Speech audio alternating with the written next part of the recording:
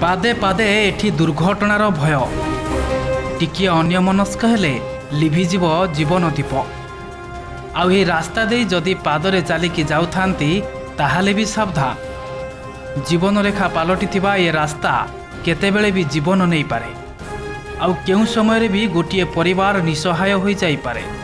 केउ गाँवली रास्ता बोली भाबुथिबे निश्चय, हेले नाही दर्शक बंधु, ए हेउछि जातीय राजपथ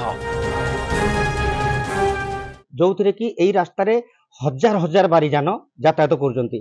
परितापर विषय यही जो रास्ता अच्छी से रास्ता सब आंठुए आंठुए गाड़ होती आई रास्तार प्रत्येक दिन घटना दुर्घटना बहुत लोक मानकर जीवन जीवार नजीर अच्छी। आउ बहुत दुख आ दुर्भाग्यजनक कथा हूँ यही रास्तार एत बड़ बड़ भारीजान जाऊँगी माने 100 चकिया 200 चकिया बहुत चौड़ा चौड़ा गाड़ी रास्तार यातायात करुँची।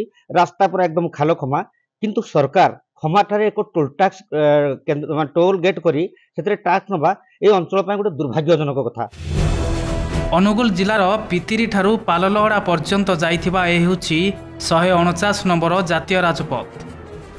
रास्ता उपरे अनवरत बहुछि नर्दमा पानी, केउठी खाल खमारे भर्ती तो केउठी बड़ बड़ गर्त। केतेबेले भी एठी बड़ दुर्घटना घटिबार संभावना रहिछि। एही रास्ता देई पड़ोशी जिला केंझर, सुंदरगढ़, देवगढ़, संबलपुर, झारसुगुड़ा और अनुगुल को हजार हजार गाड़ी चलाचल करे। लुहापथर और कोयला परिवहन मध्य हुए। आउ एही बाट देई जाउथिबा गाड़ी गुड़िक ठारू टोल टैक्स मध्य आदाय होछि। हेले एबे एही रास्तार अवस्था शोचनीय। 49 नंबर जातीय राजपथर ये आमर जी भल लोक आशा था कि बर्तमान यार जो दुरावस्था कोटी कोटी टंकार निर्माण कार्य है कि कौन कम को लगिलानी।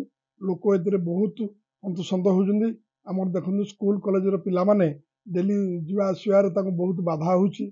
टाइम रे आमर आम्बुलांस पहुंची पारुनी, रोगी बाटे भी मृत्युवरण करुँच। तेणु यार पदक्षेप शीघ्र नापी सरकार को आम अनुरोध करुँ। रास्ता खराब जोगु लोकों को नाना असुविधार सम्मुखीन होबाकू पड़ुछि।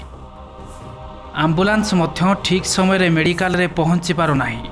एमिति शोचनीय होई पड़िथिबा रास्ता पाई टोल टैक्स आदाय को लोके नापसंद करुछंती। एठाकार विधायक अशोक महांती एनेई विधानसभा रे उपस्थापना करी बाचस्पति को दृष्टि आकर्षण करथिले। परे रास्ता मरामती पाई 8 कोटी टंका व्ययबराद होइथिबा ओ काम चालुथिले मध्य केबे यह शेष हेबो एवं एई जातीय राजपथर कौन हेबो आगामी अवस्था ताहा प्रश्नवाची होई छिड़ा होइछि। जातीय राजपथ नहीं कि विधानसभा उठेइथिली।